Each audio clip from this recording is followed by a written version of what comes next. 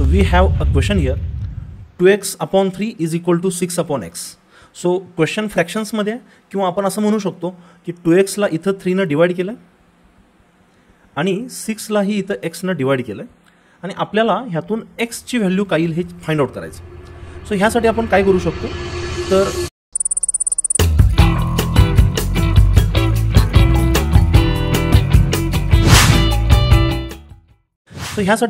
शकतो तर x च्या टर्म्स एकत्र घेऊ शकतो. सो x LHS ला आणणं ही एक पद्धत आहे. सो तुम्ही हे डिवायडेड बाय x जर डावीकडे नेलं तर ते मल्टिप्लाइड टू x होईल किंवा ज्याला आपण क्रॉस मल्टिप्लिकेशन ही म्हणतो.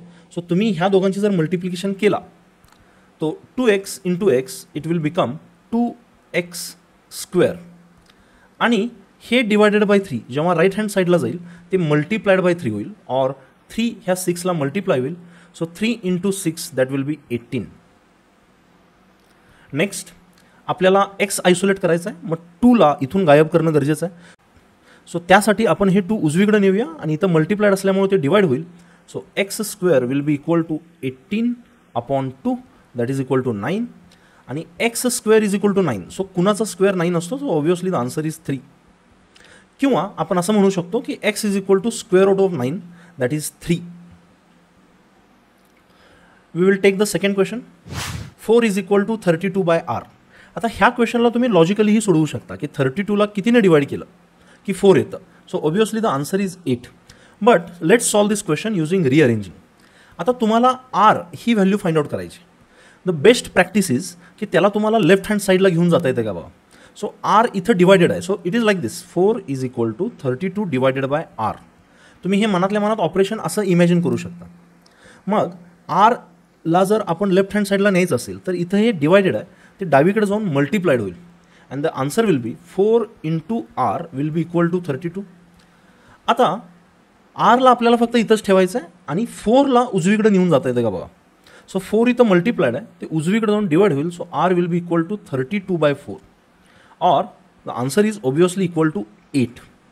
तुम्ही इथं एक गोष्ट पाहू शकता की आपण पहिला r ला इथं आणलं आणि त्यानंतर 4 ला इकडे नेलं. तुम्ही हे डायरेक्टली ही करू शकता. This is called as exchange over the is equal to sign. So थोडंसं आपण डिफिकल्टी लेवल वाढवूया. Let's think about this question, 2 minus p upon 3 is equal to -1. आता ह्या क्वेश्चनमध्ये आपल्याला p ह्या व्हेरिएबलची व्हॅल्यू काढायची आहे. So what we can do, आपण रिअरेंज कसा करू शकतो. मी डायरेक्टली ह्या 2 ला उजवीकडे नेऊ शकतो का. Think about this. So this is wrong. तुम्हाला ह्या एक्सप्रेशनला व्हिज्युअलाइज करायचं आहे की 2 minus p divided by 3 is equal to -1. तुम्हाला ह्या 2 ला डायरेक्टली इकडं नाही नेता येणार कारण ऑलरेडी हे डिवायडेड बाय 3 हे ऑपरेशन इथं आहे. So what you can do is first take this divided by 3 to the right hand side. सो हेच आपण आपल्या ओरिजिनल क्वेश्चनमध्ये व्हिज्युअलाइज करू की हे जे डिवायडेड बाय 3 आहे त्याला तुम्हाला पहिला उजवीकडे न्यावं लागेल. So the next step will be 2 minus p will be equal to 3. इथं डिवायडेड आहे ते उजवीकडे जाऊन मल्टिप्लाइड बाय 3 होईल.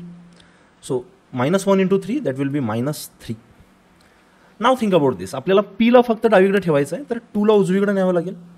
So I will keep this -p as it is, -3 as it is आणि इथं जे 2 आहे ते उजवीकडं जाऊन -2 बनेल.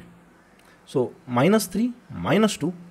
So minus p will be equal to -5 or p will be equal to 5. So this is the answer to this question. We'll take the second question. 6 upon 2r plus 1 is equal to 3. आता ह्या क्वेश्चनमध्ये आपल्याला r ची value काढायची आहे. So व्हिडिओला pause करून just make a strategy की तुम्ही हे रिअरेंजमेंट कसं करू शकता. Don't think whether it is wrong or correct. Don't worry about it. तुम्हाला आत्तापर्यंत जे काय शिकलं आहे त्या बेसिसवर जे काय जमू शकते तसं ट्राय करा. Think about this. So let's think about some possibilities. मी हे 1 डायरेक्टली इकडे नेऊ शकतो का. इथं डिवायडेड आहे इकडे जाऊन मल्टिप्लाय होईल. So no, it is wrong. मी हे +1 उजवीकडे डायरेक्ट नेऊन -1 करू शकतो का. तर नाही, कारण ऑलरेडी 2r + 1 ही टर्म 6 ला डिवायडेड आहे. So you cannot do like this. So let's visualise this. हे नेमकं काय आहे तर 6 divided by 2r + 1 is equal to 3. So तुम्ही इथं काय करू शकता, तर ही डिवायडेड जी टर्म आहे अख्खी त्याला तुम्ही उजवीकडे नेऊ शकता. ह्यातील 1 किंवा 2r न नेता you can take this whole term to the right hand side. So तेच तुम्ही ओरिजिनल क्वेश्चनमध्ये इमॅजिन करा. This 2r + 1 term can be taken to this 3 आणि त्यानंतर ही 3 टर्म तुम्ही ह्याच्या जागी आणू शकता जसं आपण मागच्या क्वेश्चनमध्ये केलं होतं. So I will write like this 6/3 is equal to 2r + 1. So think about this whether this is possible or not. और आपण हे स्टेप बाय स्टेप ही इमॅजिन करू शकतो की 6 इज इक्वल टू 3 × 2r + 1 आणि त्यानंतर 3 मल्टिप्लाइड असल्यामुळं ते डावीकडे डिवायडेड होईल. सो ह्या 2 स्टेप्स मी एकत्र केलेले आहेत. So this will be 6/3 that is 2 is equal to 2r + 1. आता आपल्याला जो आन्सर काढायचा आहे तो एका साईडला असेल तरी पुरेसा आहे. So 2r + 1 is equal to 2. So मी ह्या 2rला इथंच ठेवतो आणि हे +1 डावीकडे आणतो. It will become -1. So 2 - 1 will be equal to 2r or 2r is equal to 1. So the answer will be 2r is equal to 1. तुम्ही मनातल्या मनात हे रिअरेंज सुद्धा करू शकताय.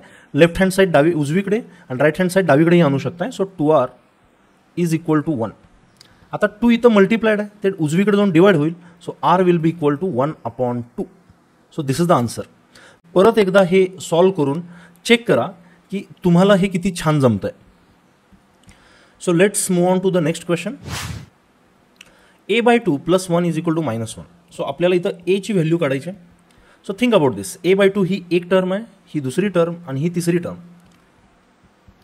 सो तुम्ही पहिला काय रिअरेंज कराल, ह्या 2ला उजवीकडे मल्टिप्लाय करणं हे करेक्ट राहील और ह्या 1ला उजवीकडे नेणं हे करेक्ट राहील. Think about this.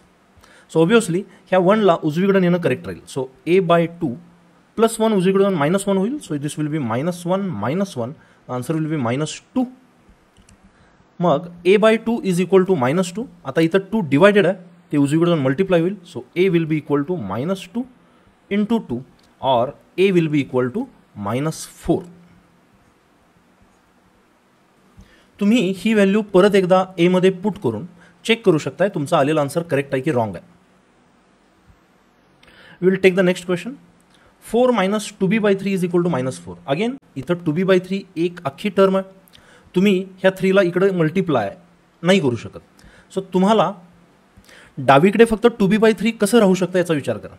सो इथं जे 4 आहे ते जर उजवीकडे गेलं it will become -4. So I can write like this -2b/3 is equal to -4 आणि हे 4 उजवीकडे आल्यामुळं तेही -4 बनेल. So 2b/3 will be equal to -8. आता तुम्ही दोन्हीकडचे मायनस कॅन्सल करू शकताय by dividing with -1 on both the sides.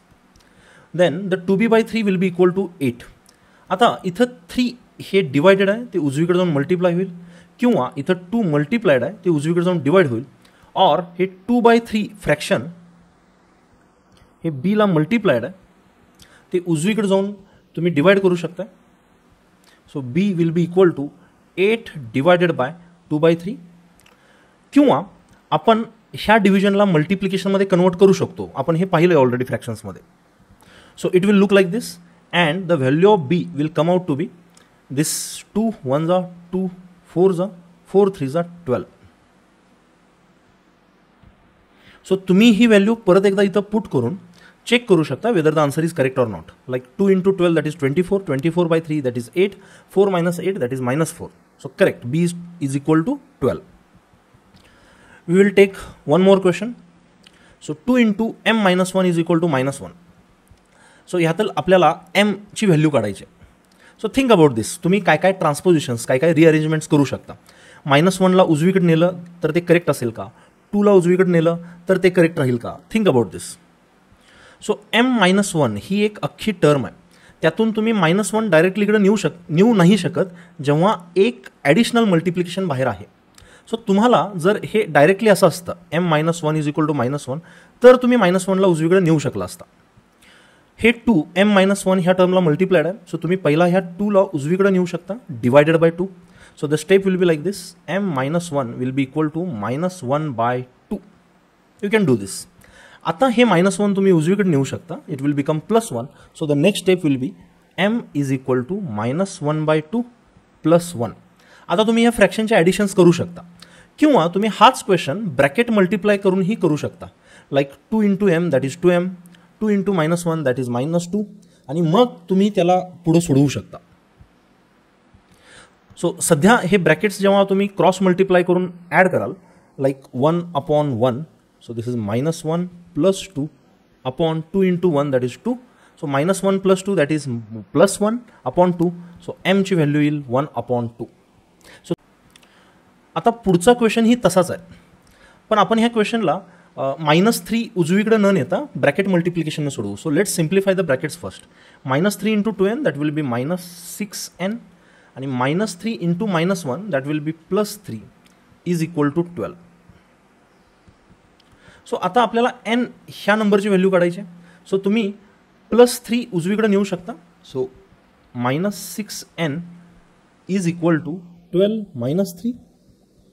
So -6n will be equal to 12 - 3 that is 9, आणि -6 ह्या nला मल्टिप्लायड आहे. सो तुम्ही -6 ही अख्खी टर्म उजवीकडे नेऊ शकता. So n will be equal to 9/-6. तुम्ही जर याला रिड्यूस फॉर्म दिला, दोन्हीकडे जर 3 न डिवाइड केलं, सो दिस विल बिकम 3/-2, आणि मायनस हे चिन्ह तुम्ही वर दिलं तरीही चालेल, बिकॉज दिस इज -1 मल्टिप्लाइड. त्यांना डिवाइड केलं, मल्टिप्लाय केलं, काही फरक नाही पडत. So answer is -3/2. Bracket multiplication करून तुम्ही हे सॉल्व करायचं की मग अगोदरच नंबर्स उजवीकडे न्यायचं, that is your call. Don't worry about it. Answer सेमच येणार आहे. So we will solve some more questions. Practice is the key to understand transposition. त्यामुळे तुम्हाला न थकता याची प्रॅक्टिस करता येणं गरजेचं आहे. एका पॉईंटला तुम्हाला हे ट्रान्सपोजिशन खूप छान प्रकारे जमायला लागेल. So next think about this. 1/1 - x² is equal to 1. So आपण ऑलरेडी असं एक एक्झाम्पल पाहिलं आहे की ज्यात -x² डायरेक्टली उजवीकडे नाही नेता येत, बिकॉज 1 - x² ही एक अख्खी टर्म आहे. सो तुम्ही इथं असं करू शकता की 1 आणि 1 - x² ह्यांना एक्सचेंज करू शकता. So it will look like this. 1/1 is equal to 1 - x² किंवा 1 - x² इज इक्वल टू 1. आता आपल्याला एक्सची व्हॅल्यू काढायची आहे. सो आपण असं करू शकतो की -x² डावीकडे आणू शकतो आणि हे 1 उजवीकडे नेऊ शकतो. सो थिंक अबाउट दिस. ते कसं होईल? सो -x² जर डावीकडे आलं, इट विल बिकम +x², आणि हे 1 जर उजवीकडे गेलं, it will become -1. So 1 - 1 it will become 0, आणि the answer to this question is x² is equal to 0 और x is equal to 0. So it was a simple question, पण तुम्हाला rearranging लक्षात आलं असेल. Let's solve one more question. 3 is equal to t² - 1/5. तुम्ही ह्याच्यामध्ये हे -1 डावीकडे आणून +1 नाही करू शकत, because t² - 1 is the whole term. This is the complete term.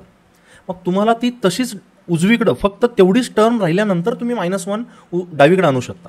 तर ह्या 5ला जर तुम्ही डावीकडे घेऊन गेला तर ते मल्टिप्लाइड होईल, आणि 5 × 3 that will be 15 is equal to t² - 1.